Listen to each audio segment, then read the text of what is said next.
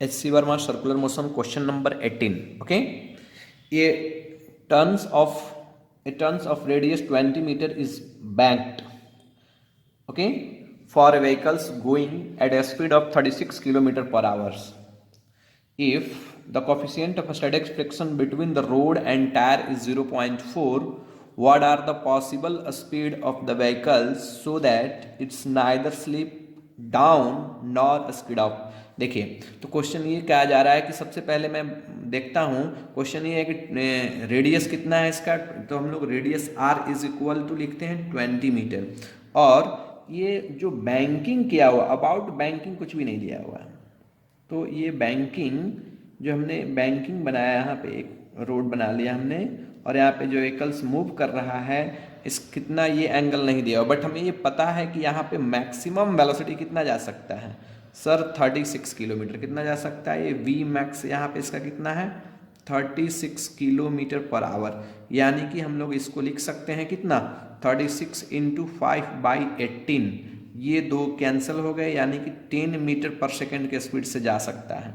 तो 10 अगर 10 मीटर पर सेकेंड का स्पीड से जा रहा है तो ये एंगल कितना होंगे, तो हमें पता है formula tan theta is equal to क्या होते हैं V square by R G, tan theta is equal to V square R G. V का वैल्यू कितना sir ji 10 into 10 upon radius कितना दिया हुआ है 20 मीटर, और जी का भी वैल्यू 20 मीटर, यानी कितना आ गया 1/2। ओके, तो यहाँ पे हमें tan theta is equal to पता चल गया कि tan theta is equal to आया हमारा 1/2। ओके, देखिए क्वेश्चन गया है, मैं बोलता हूं कि सर्कुलर पाथ पे चलने के लिए, पहले समझते हैं क्वेश्चन को, किसी ऑब्जेक्ट को सर्कुलर पाथ पे चलने के लिए सेंट्रीपिटल फोर्स चाहिए। ओके, तो अभी की केस में सेंट्रीपिटल फोर्स केवल नॉर्मल दिया जा रहा है, देखो जिस पे नॉर्मल जो लग रहे हैं इसके कंपोनेंट इधर काम करेंगे, तो बोल रहा है कि मैक्सिमम जा रहा है 36 से, तो कितना हमने यहाँ पे इंक्लिनेशन कैलकुलेट कर लिया कितना डिग्री का बैंकिंग किया हुआ है। ओके, नाउ अब नेक्स्ट वन बोला गया इसी में, अगर मान लिया जाए कि अगर फ्रिक्शन भी यहाँ पे होता, ओके, तो कितना मैक्सिमम पॉसिबल स्पीड हो सकता है, बात समझ में आया, यानी ओके, तो एक बार बोला जा रहा है कि स्लिपिंग अपवर्ड के लिए और स्पीडिंग डाउनवर्ड के लिए, अगर दोनों के लिए एफबीडी अगर ड्रॉ करें हम लोग, मान लो स्लिपिंग डाउनवर्ड के लिए एफबीडी ड्रॉ करते हैं, डाउनवर्ड थोड़ा छोटा सा एफबीडी आप लोग देख लो थोड़ा सा, अगर ये डाउनवर्ड डायरेक्शन में स्लिप करना चाहता है तो फ्रिक्शन किधर लगेंगे अपवर्ड, और बाकी सब सेम नॉर्मल सर इधर mg इस डायरेक्शन में। ओके, अगर ये सेकेंड बिट इसका मैं बात करूं, ओके, हमें अप के लिए अगर अपवर्ड डायरेक्शन में स्किड करना चाहता है उसके लिए हमें कितना मेंटेन रखना होगा कि स्किड नहीं करे। ओके, तो जब अप डायरेक्शन में जाना चाहेगा तो फ्रिक्शन किधर काम करेंगे सर, फ्रिक्शन ऑब्वियसली नीचे की ओर काम करेगा। ओके, और नॉर्मल इधर और ये mg इधर, देखिए दोनों में यही अंतर है।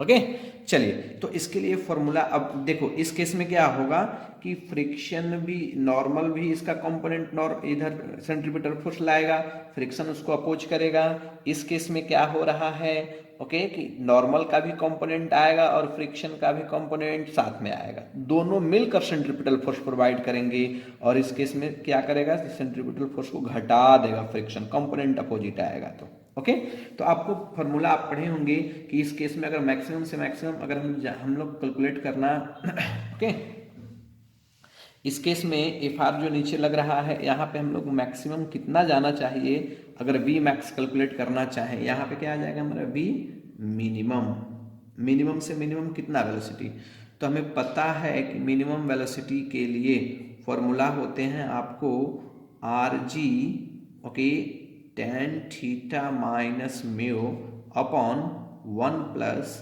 Mu tan theta. ओके, अगर ये फॉर्मूला आपको नहीं पता है कहाँ से आ रहे हैं तो आप फिर से मुझे कमेंट करके पूछ सकते हैं कि कहाँ से फॉर्मूला आया। ओके, चलिए हम लोग जो वैल्यू पुट करते हैं इसके अंदर जब हमने वैल्यू पुट किया तो r का वैल्यू दिया हुआ था कितना 20 into 10 into okay tan theta का वैल्यू हमें कैलकुलेट किया 0.5, 0.5 आ जाएंगे ना, ये 1/2 दैट मीन्स 0.5, तो 0.5 माइनस म्यू का भी वैल्यू दिया हुआ है यहाँ पे, दोनों के बीच म्यू कितना काम कर रहा है 0.4, तो ये आ गया 0.4 upon okay 1 plus mu value 0.4 into tan theta 0.5 okay. Tan theta कितना 0.5। जब इसी को हमने सॉल्व किया तो हमारा रिजल्ट आ जाएगा यहाँ पे, जब हमने सॉल्व किया तो ओके रिजल्ट आ जाएंगे ये 200 इंटू 0.1 इंटू 1.2। तो सॉल्व करने के बाद अब टोटल रिजल्ट आएंगे 14.7 किलोमीटर, 14.7 किलोमीटर।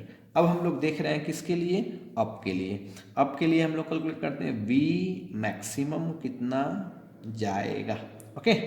तो फ्रिक्शन ये स्कीडिंग अपवर्ड का बात हो गया, तो कितना से मैक्सिमम वेलोसिटी से जा सकते हैं।